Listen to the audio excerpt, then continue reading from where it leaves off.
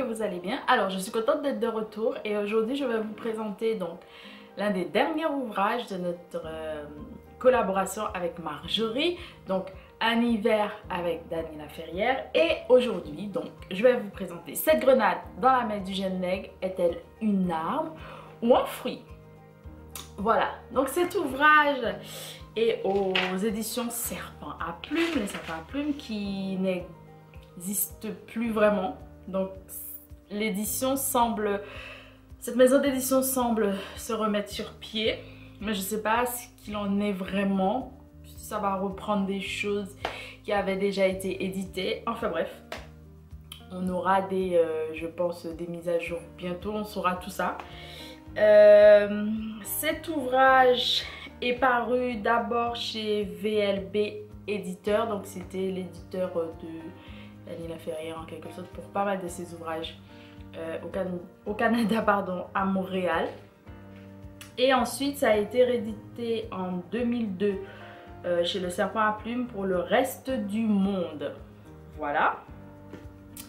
Qu'est-ce que je peux vous dire sur cet ouvrage? Je vais essayer de partir comme d'habitude sur l'histoire, les personnages et pas mal de choses. Donc l'histoire. Dany Laferrière est contacté par un ami qui est aussi noir, qui va lui dire qu'en fait il a un job pour lui où il va devoir faire, pour moi je définis ça, un travail sur l'Amérique comme un journal. Donc il va devoir décrire l'Amérique, comment il voit l'Amérique. Et son ami l'appelle et lui dit ça, donc ça part comme ça et il explique comment un ami arrive à lui dire voilà, j'ai du boulot pour toi, il faut le faire, tu seras bien payé, je te dis que c'est un bon truc, fais-le, fais-le, fais-le. Donc il va jouer le jeu, il va vraiment jouer le jeu et nous on va partir avec lui pour écrire sur l'Amérique. Donc premier chapitre, écrire en Amérique du Nord.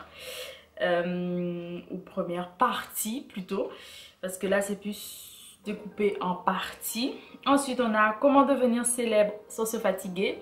Dans cet ouvrage il va beaucoup parler de ce premier roman qui s'appelle donc Comment faire l'amour avec un ex sans se fatiguer, que je vous mettrai ici ou en barre d'infos, que Marjorie a chroniqué sur sa chaîne, que j'avais lu depuis fort longtemps, je me souviens quand j'étais à l'université, et que j'avais trouvé très hilarant.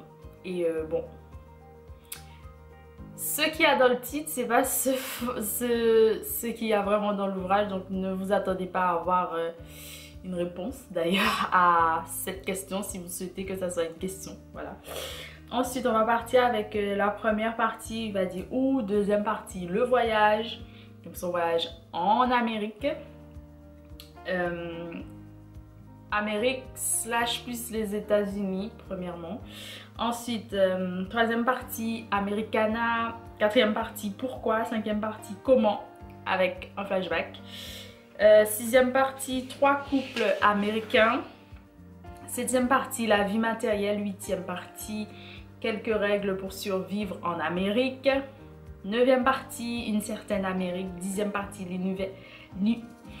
l'univers parallèle, 11e partie Hall of Fame, 10 héros noirs américains contemporains, 12e partie l'Amérique est un énorme téléviseur avec plein d'images dedans et 13e partie le retour. Donc pour moi c'est un peu un journal qu'il écrit sur l'Amérique, les Amériques. On va partir un peu partout avec lui, donc il va prendre le bus, voyager, il va expliquer comment déjà lui qui est nord-américain, comment il se trouve, son statut aussi en Amérique face à d'autres personnes, qu'elles soient caucasiennes ou non. Il va parler de beaucoup d'auteurs. D'ailleurs la personne qui avait lu cet ouvrage avant moi s'est permis de demander lequel des Miller, parce qu'il parle de Miller et on ne sait pas si c'est Henry Miller. Voilà, moi je suppose que c'est lui parce qu'il parle un peu de littérature, beaucoup. Dans tous ses ouvrages de toute façon il parle de littérature. Ensuite, on va rencontrer par exemple une femme qui veut être célèbre, qui s'appelle Erzuli, comme par hasard, parce que... voilà, j'ai dit comme par hasard parce que Erzuli, c'est une loi, genre une déesse dans le panthéon vaudou haïtien. Et on aura cette vie avec ce personnage de temps en temps. On va la voir apparaître à plusieurs reprises plutôt. Il parle de vie bucolique quelquefois. Il va parler de beaucoup d'auteurs, mais aussi beaucoup d'artistes en général comme Basquiat. Il va parler aussi de Spike Lee. Et il rencontre ces personnes la plupart du temps. Je me demandais si c'était vrai, ça n'a pas trop d'importance parce que pour moi ça reste un roman et ça reste pour moi de la fiction. Même si on parle quand même d'autobiographie, moi je mets toujours le auto entre parenthèses, mais c'était bon de lire ça quelquefois. Très hilarant cet ouvrage parce que quelquefois je me dis mais je sais pas quel exemple je pourrais donner. Ah oui, quand il dit à Spike Lee pourquoi il veut faire un film sur, je crois que c'est Malcolm X, et pourquoi il laisse pas un caucasien, un réalisateur caucasien le faire, parce que eux ils ont l'habitude et qu'ils sont bons dans ce domaine, et que nous si on le fait en tant que nord-américain, Spike Lee dans ce cas-là, ce sera un peu biaisé peut-être. Enfin voilà, ce genre de questions. Il parle aussi de, comment dire, de la condition des Afro-Américains, la condition des Cubains, des Haïtiens aux États-Unis. Donc on a toute cette partie avec les cubaines dans ce cas-là, qui veulent toutes être blondes, qui sont blondes, et qu'à Little Havana elles sont toutes blondes. Et sa rencontre avec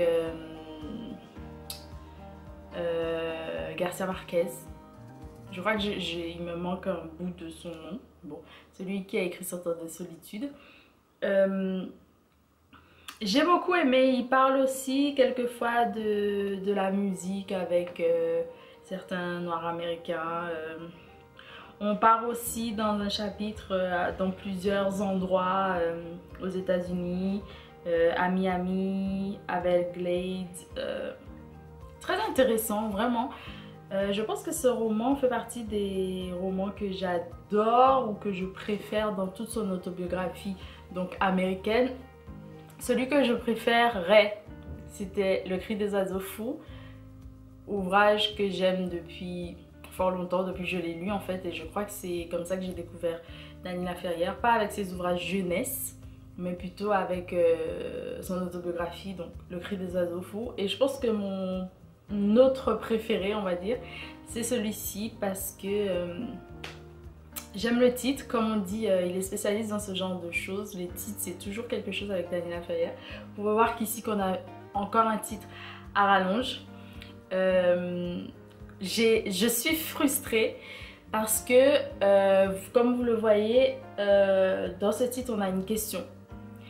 Et j'ai pas envie de vous spoiler ou de divulgacher, comme on dit là-bas à Montréal. Mais comment dire, moi j'ai été frustrée parce que finalement je n'ai pas retrouvé ce que j'attendais par rapport à cette question. Je vais vous laisser découvrir. Et c'est à la toute fin, vraiment, que cette frustration apparaît. Parce que finalement, il m'avait tellement bien baladé aux États-Unis, en Amérique, que j'avais fini par oublier qu'il y avait une question dans le titre. Coup de cœur, je ne dirais pas ça pour le moment. Je pense peut-être le relire plus tard. Mais c'est quelque chose que j'ai vraiment beaucoup aimé. Et si vous avez vécu aux États-Unis, si vous vivez aux États-Unis, il faut vraiment faire une comparaison. Parce que je ne sais pas si aujourd'hui, certaines choses sont encore vraies. Voilà. Et est-ce que ce sont des vérités générales? Voilà, c'est ça c'est pas le problème, mais c'est ça ma question aussi. Je pense que c'est plutôt des choses qu'il a remarqué lui en tant que haïtien, noir, qui vivait, en fait qui a vécu en Amérique à différents moments de sa vie. Il a vécu bien sûr en Haïti, il était obligé de partir. Il a vécu ensuite à Montréal, après il a vécu à Miami, il a un peu vécu à New York. Donc oui, il s'y connaît plutôt bien, mais on a toujours une expérience plus ou moins personnelle et je me demande si ces choses-là ou ce qu'il décrit, ce sont des vérités générales. Je ne pense pas trop. J'ai eu l'occasion d'aller aux États-Unis. Il y a des choses pour moi qui ne sont pas forcément fausses, mais je dirais qu'ils sont un peu particulières, on va dire, oui. Quand par exemple il décrit les ruses des Haïtiens pour se faire de l'argent, ça c'était aussi hilarant. Pas mal de choses comme ça en fait. Et puis je vis à une autre époque en fait aussi, hein. J'ai été aux États-Unis à une autre époque par rapport à lui, donc voilà. Et je ne saurais même pas. Bon, après il y a peut-être des faits qui donnent vraiment qui nous permettent de trouver à quelle époque il a écrit certaines choses, mais je me demande si c'est pas aussi un travail sur le long terme et qui pourrait correspondre à plusieurs années ou voilà. Donc en gros c'est ça. En tout cas j'ai apprécié lire, je suis ravie aussi d'enfin clôturer en fait cette collaboration parce que c'était super, c'était top, mais c'est vrai que quand on commence à enchaîner des ouvrages du même auteur, au moment où on a besoin de faire une pause, mais c'était l'une des plus belles collaborations jusque là. J'ai vraiment apprécié. Je remercie encore Marjorie pour cette collaboration et aussi parce qu'elle a bien voulu que je lise ça avec elle. C'était vraiment top. Moi je pense faire ça avec un autre auteur aussi, probablement haïtien et ou guadeloupéen, pourquoi pas, ou des Antilles, de la Caraïbe. On verra bien. C'était vraiment une belle expérience que je recommande à tout le monde. Si vous avez déjà eu... Ah d'ailleurs, j'ai eu aussi des retours dans le métro parce que je me promenais avec ces ouvrages partout, faut le dire. Et j'ai eu un retour d'une dame qui l'avait lu il y avait quelques années et son article, sa partie préférée c'était comment devenir célèbre sans se fatiguer. Donc une partie qu'il faut vraiment lire parce que c'est hilarant, où je vous disais, il parlait en fait de son premier roman et comment ça a fait tout un tollé dans le monde du livre, dans le monde, vraiment. Et voilà. Donc merci encore de m'avoir suivi pour cela, ça me fait très plaisir. Merci pour vos abonnements, que ce soit sur la chaîne ici, continuez à vous abonner et à partager, je vous en remercie. Et pour mes autres plateformes. Et au moment où vous allez regarder ça, normalement je suis en vacances. Vous êtes censé avoir d'autres vidéos. Déjà, la prochaine vidéo et la dernière vidéo pour la collaboration et pour Un hiver avec Daniela Ferrière sur la chaîne de Marjorie. Donc allez voir ça, ne ratez pas ça.